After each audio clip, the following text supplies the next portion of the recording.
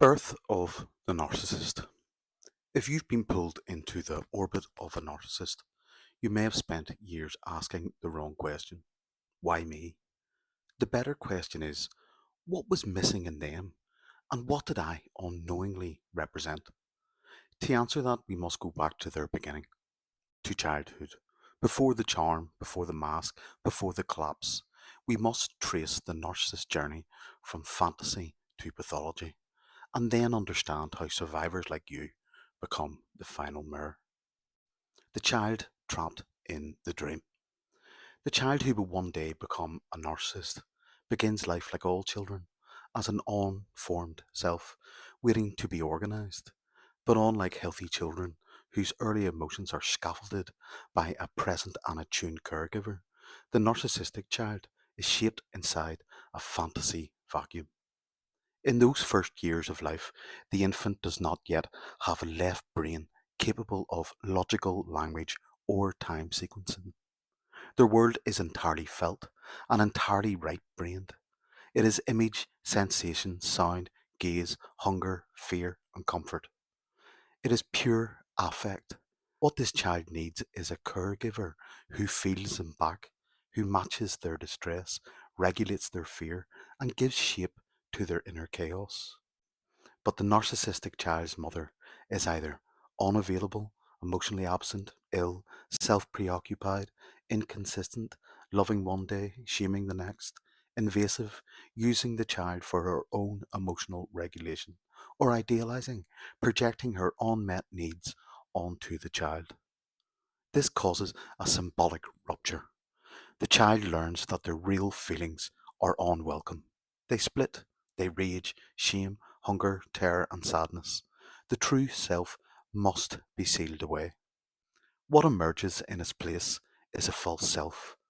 At first, it's just a phantom of safety, an imaginary friend constructed to please mother, a simulation of being good. But in time, it becomes the only self allowed to survive. This is the birth of the narcissistic architecture. The organizing gate seals.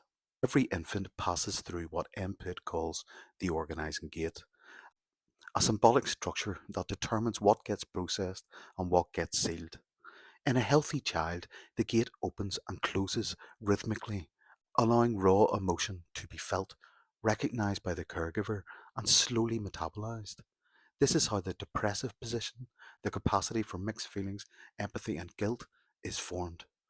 But in the narcissistic child, the gate is traumatically closed before it ever truly opens.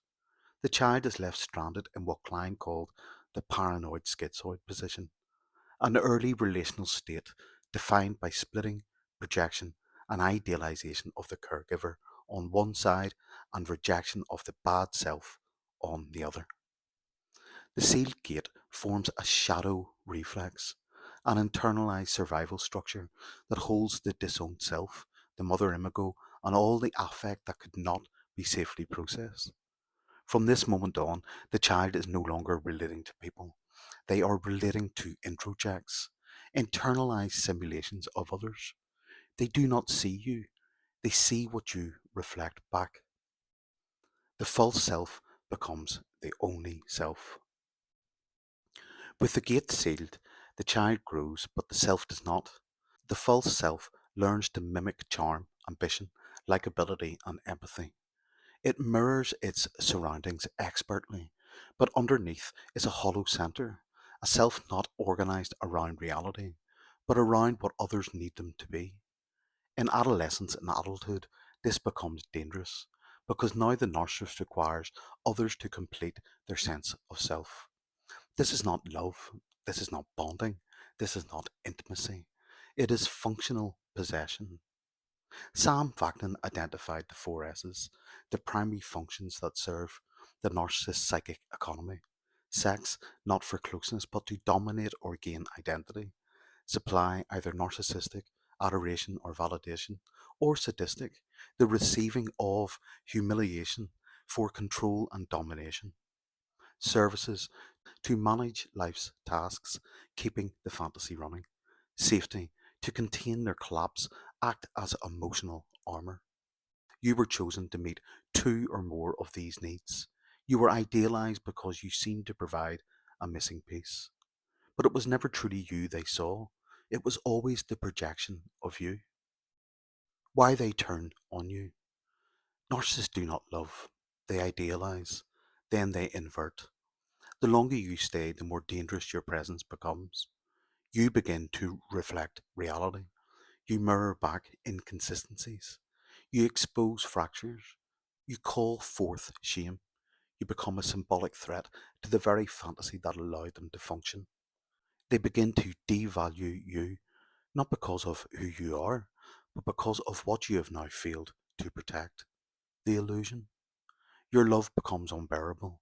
Your empathy becomes threatening. Your honesty becomes a mirror too bright to bear. So they turn. The gate slams shut again, this time on you.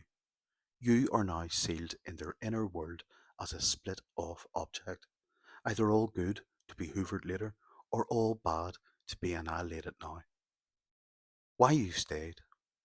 You stayed because you believed you were meeting the real person. You stayed because your own shadow reflex was activated. You stayed because you saw the child inside and believed love could reach them. What you didn't know is that you became part of their fantasy structure. Their psyche is a haunted house, and you were its final resident. You weren't loved. You were used to complete a loop that has nothing to do with adult intimacy and everything to do with psychic survival forged in the mind of a child. You were pulled into their autoerotic system, not sexually, necessarily, but symbolically. The narcissist does not distinguish self from other. You became an extension of their own internal processing. That's why it felt like mind control, because in a very real way, it was. Narcissists don't choose you by accident. To the narcissist, you represented something. If you were empathetic, you mirrored the mother they never had. If you were strong, you mirrored the father they resented or feared. If you were successful, you became the idealized figure they had to control. If you were vulnerable, you became the wounded child they projected onto. In every case, the relationship was symbolic. You were not relating to an adult self. You were dancing with a frozen imago, a psychic hologram of someone long dead or long disowned. And yet you loved, and yet you tried, and when it ended, you blamed yourself. What you need to know. The narcissist does not heal in love. The narcissist does not reflect when confronted. The narcissist does not wake up when abandoned. They survive, they re-idealize, they repeat the loop. But you don't have to. You are not a fantasy figure. You are not a regulator. You are not a character in someone else's autoerotic theatre. You are a whole person, and the truth is simple. You were pulled in because you were real. They needed your reality to survive their unreality. That's why they couldn't let you go, and that's why they had to destroy you. The truth beneath it all. Underneath every narcissist is not a powerful manipulator, but a terrified child. A child who never had a chance to become real. A child whose gate sealed shut under the weight of shame, rejection, absence, or misuse. They live now as a reflex, not a person, a performance, not a presence, a system, not a soul. And no matter how much you tried, you could not save them, because they are still in the dream, still building the same collapsing fantasy, still casting new actors to play the same old parts. You are not the narcissist. Let this be clear. The fact that you tried does not mean that you were codependent. The fact that you stayed did not mean that you are weak. The fact that you were used does not mean that you are disposable. It means you were real.